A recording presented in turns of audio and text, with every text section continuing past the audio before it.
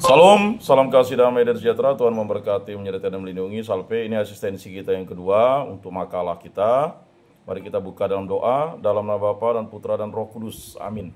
Allah Tritunggal yang Maha Kudus, kami bersyukur di hadirat-Mu. Kami telah memasuki asistensi yang kedua untuk makalah kami.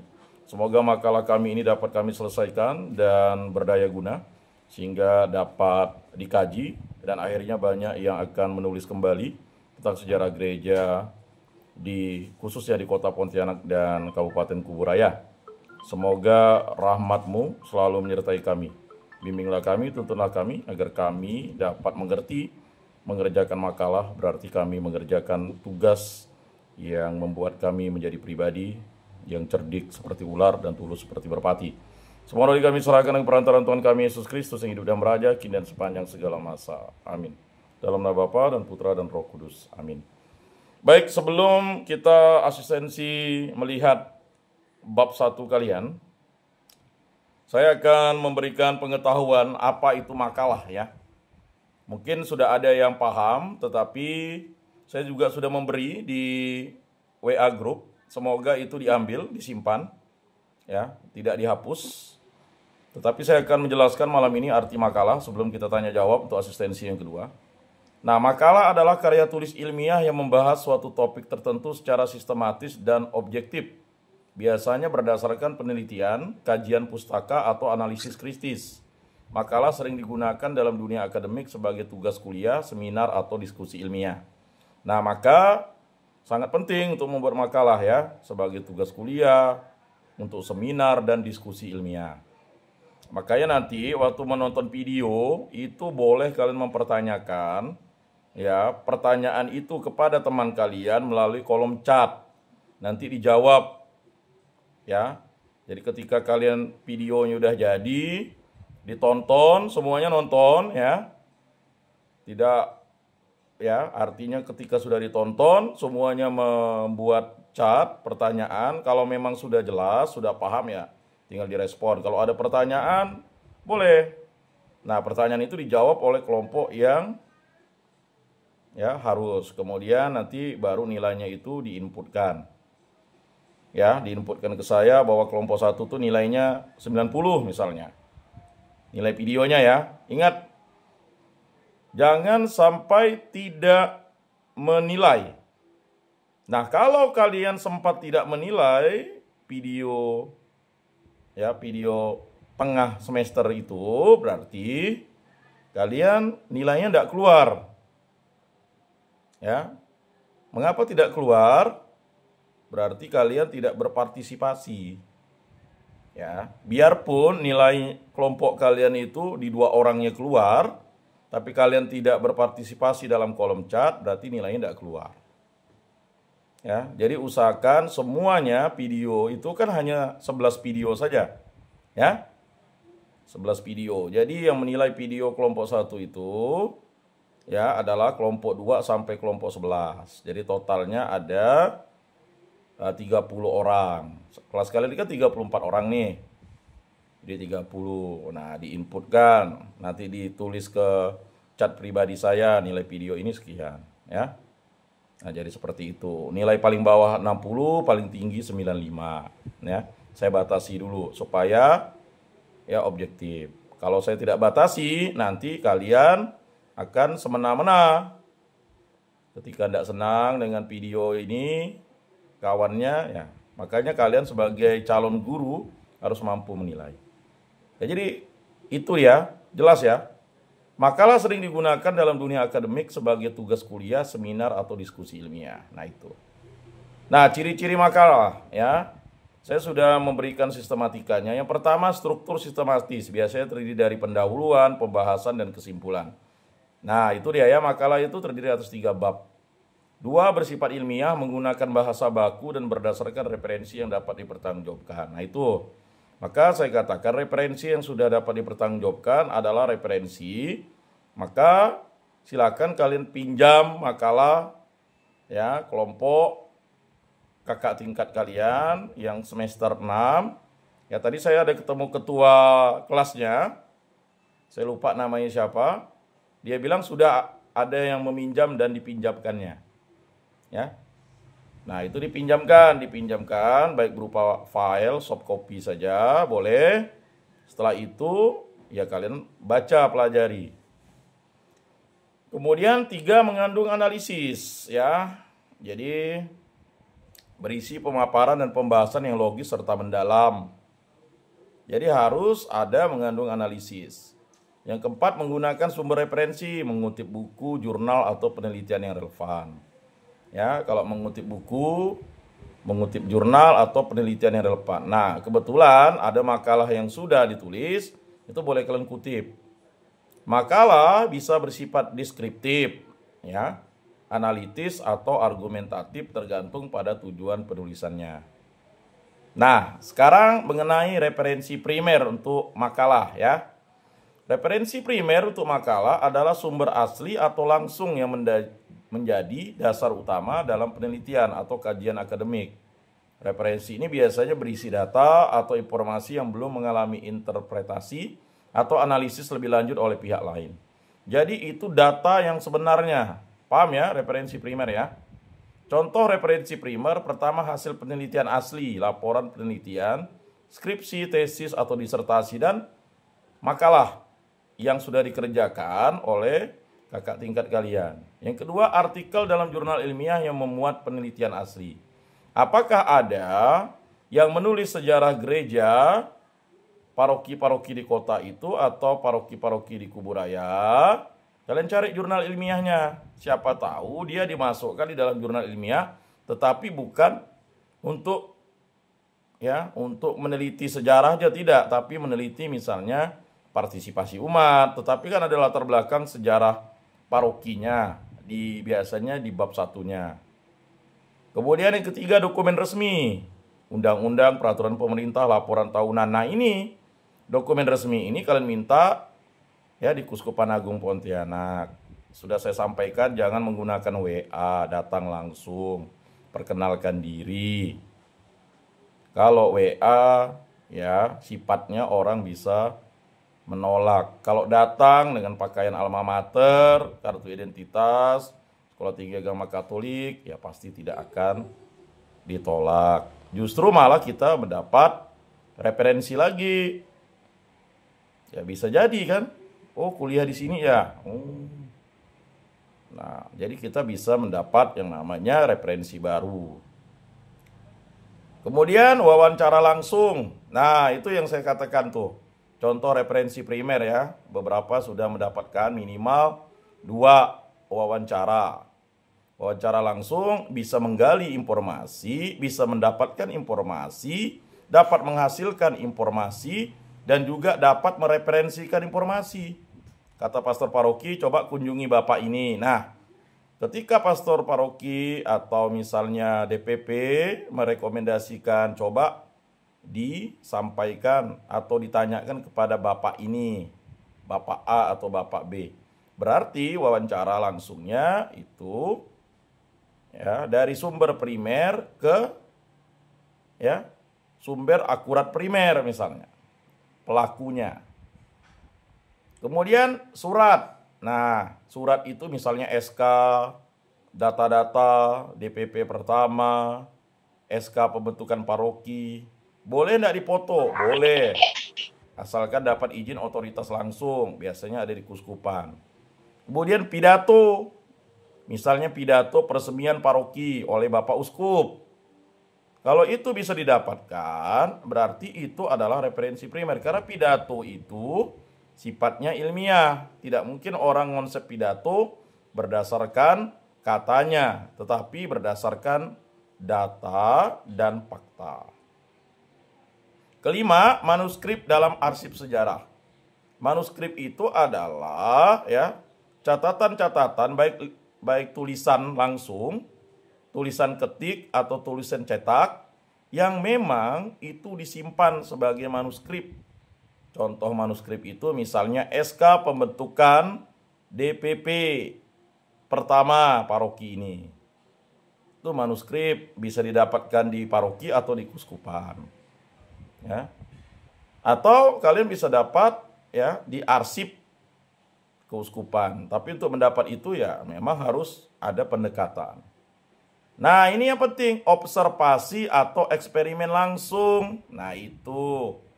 Jadi yang kalian lakukan itu 6 ya, hasil penelitian asli karena sudah ditulis oleh kakak tingkat kalian. Ya. Jadi kalian bukan yang pertama. Bisa jadi juga makalah atau laporan penelitian dari orang lain yang menuliskan sejarah atau tidak langsung menuliskan sejarah tetapi untuk penelitiannya. Kayak begitu. Yang kedua, artikel dalam jurnal ilmiah tadi bisa dicari itu. Kemudian dokumen resmi tadi kan udah saya sampaikan. Nah, wawancara langsung, surat atau pidato, manuskrip dan arsip sejarah, ini observasi atau eksperimen langsung. Yang saya katakan tuh, kalian harus memang observasi atau eksperimen langsung, datang. Minimal sekali, kalau tidak pernah datang, ya akan susah. Nah itu, paham ya? Jadi, jangan mengandalkan orang lain, mengandalkan tiga-tiganya mesti datang, walaupun waktunya tidak bersamaan. Observasi atau eksperimen langsung tuh, itu paling penting. Memang yang keenam itu referensi primer loh, observasi. Ya. Nah, penggunaan referensi primer dalam makalah sangat penting untuk memastikan keakuratan dan keaslian informasi yang digunakan. Jadi informasi, ya kalau kata wawancara langsung itu kan ada sumber informan. Nah, tapi kalau kita misalnya ya itu wawancara ya ngomong-ngomong, dialog. Duduk di teras gereja atau duduk di mana cerita-cerita, itu dapat. Ya memang butuh waktu lah 1-2 jam kan. Kemudian referensi primer untuk ya tadi udah disampaikan ya, udah jelas tadi ya. Berikutnya, nah mungkin makalah dibuat dengan metode apa? Makalah dibuat dengan metode tertentu tergantung pada jenis dan tujuan penulisannya. Secara umum metode yang digunakan dalam pembuatan makalah itu dapat mencakup yang pertama metode deskriptif. Digunakan untuk menggambarkan atau menjelaskan suatu fenomena berdasarkan data yang telah dikumpulkan. Contoh makalah yang membahas sejarah. Nah, kalian pakai metode deskriptif. Makalah yang membahas sejarah, budaya, atau kebijakan tertentu. Paham ya? Itu metodenya. Beda dengan metode penelitian, itu beda. Ini metode dibuat dengan metode tertentu. Nah, jadi udah langsung nih saya sampaikan metodenya deskriptif. Kedua, metode kualitatif menggunakan data non-numerik seperti wawancara, observasi, atau kajian pustaka untuk menganalisis suatu fenomena. Pastilah contoh makalah tentang analisis sosial atau studi kasus.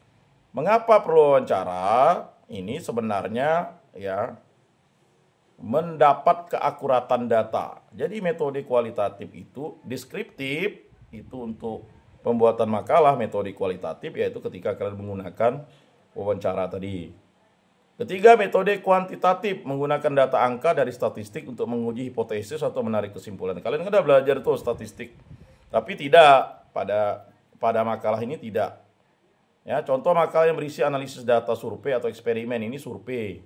Kalau yang sejarah tadi kan deskriptif. Kemudian yang keempat, metode studi pustaka mengumpulkan dan menganalisis informasi dari berbagai sumber tertulis seperti buku, jurnal, dan dokumen resmi. Contoh makalah yang membahas teori atau konsep tertentu tanpa penelitian langsung. Ya, kalian juga harus baca ya. Tapi kalau ini yang tidak turun langsung, yaitu metode studi pustaka. Kelima, metode eksperimen menggunakan percobaan atau pengujian langsung untuk memperoleh data empiris. Contoh makalah di bidang sains atau teknik yang membahas soal eksperimen laboratorium. Nah, ini biasanya makalah yang sifatnya kelompok sains ya. Nah, setiap metode yang digunakan harus sesuai dengan tujuan dan jenis makalah yang dibuat agar hasilnya lebih valid dan sistematis. Nah, sekarang saya jelaskan kalau tadi referensi primer, lalu metodenya ya. Referensi sekunder makalah adalah sumber yang mengutip, menganalisis, atau menafsirkan informasi dari referensi primer. Sumber ini tidak menyajikan data asli tetapi lebih kepada penjelasan, ulasan atau ringkasan dari sumber primer. Contoh referensi sekunder yang pertama, buku teks yang menjelaskan teori atau konsep berdasarkan penelitian orang lain. Ya, dia tidak langsung begitu. Ya. Kedua, artikel jurnal review yang menganalisis berbagai hasil penelitian sebelumnya. Ketiga, ensiklopedia dan kamus yang menyajikan ringkasan informasi dari berbagai sumber. Contoh, ketika kalian membuat bab 2 itu kan ada mengutip teori. Apa sih yang dimaksud dengan gereja? Nah, kalian bisa menggunakan referensi ensiklopedia dan kamus. Ya. Keempat, laporan tinjauan literatur yang merangkum dan membahas hasil penelitian lain. Ya, siapa tahu sejarah gereja itu yang kalian buat itu ada tinjauan literatur. Yang 5, artikel di surat kabar atau majalah. Ini penting nih. Ya, referensi sekunder ya. Artikel dari surat kabar atau makalah ya, atau majalah. Tadi ada yang bertanya, bagaimana bisa artikel di surat kabar atau majalah yang melaporkan hasil penelitian tanpa melakukan penelitian langsung. Misalnya sejarah, dia tulis artikel misalnya di majalah Hidup atau di koran tentang sejarah berdirinya gereja. Pasti kalian cari-cari dapat. Keenam, dokumen atau makalah akademik yang mengutip sumber primer. Nah ini. Jadi dokumen atau makalah akademik itu tadi yang kalian dapat dari makalah yang dibuat. Nah, perbedaannya dengan yang hasil penelitian asli tadi itu, beda makalah. Kalau makalah itu dianggap sebagai sumber sekunder karena dia bersifat ya. Beda dengan laporan ya. Nah itu.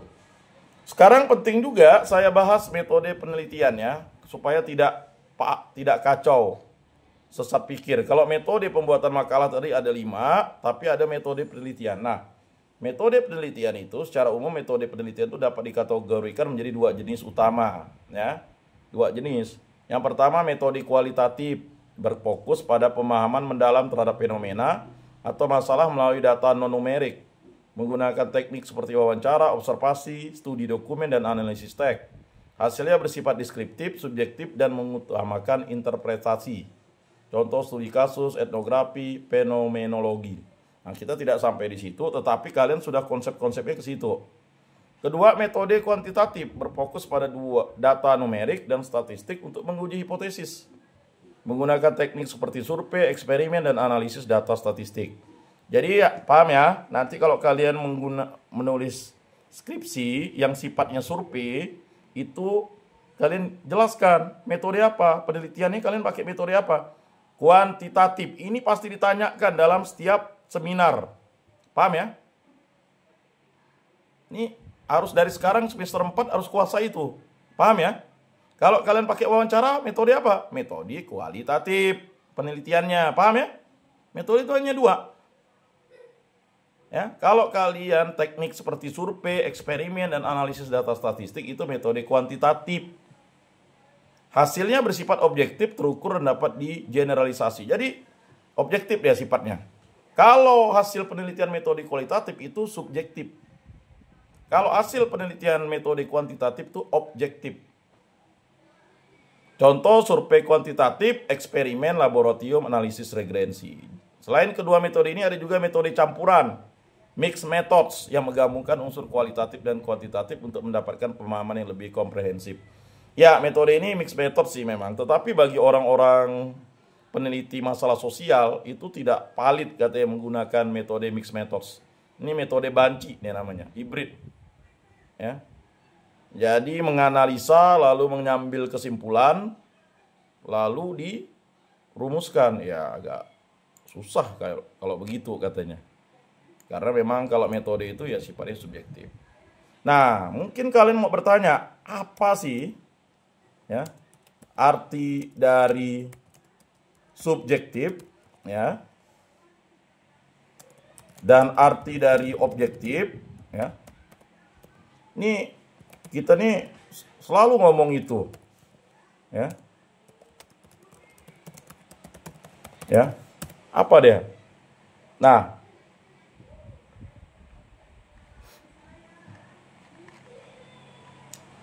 jadi, ya, saudara-saudari, yang dimaksud dengan subjektif itu hasil penelitian subjektif dipengaruhi oleh pandangan, pengalaman, dan interpretasi peneliti.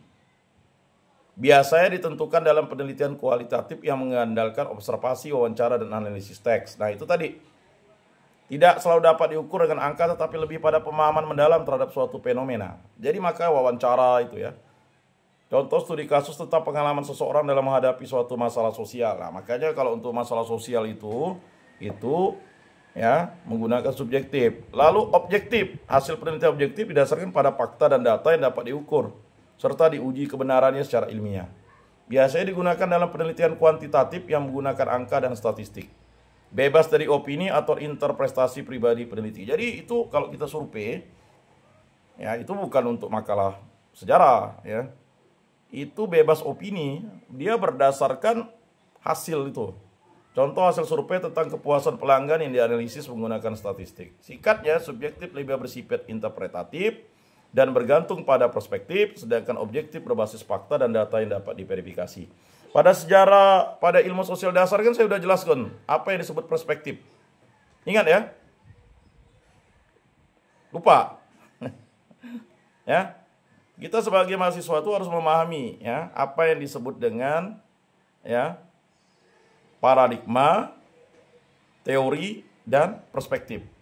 Paradigma itu kalau kita buat rumah itu tiang pancang bawah itu paradigma. Paham ya? Nah, kalau ya rangka-rangkanya itu teori itu. Ya. Kemudian kalau atapnya itu yang perspektif namanya. Paham ya? Jadi orang tuh suka memandang atapnya begitu. Nah, itu penjelasan-penjelasan yang secara logika dan nalar ya.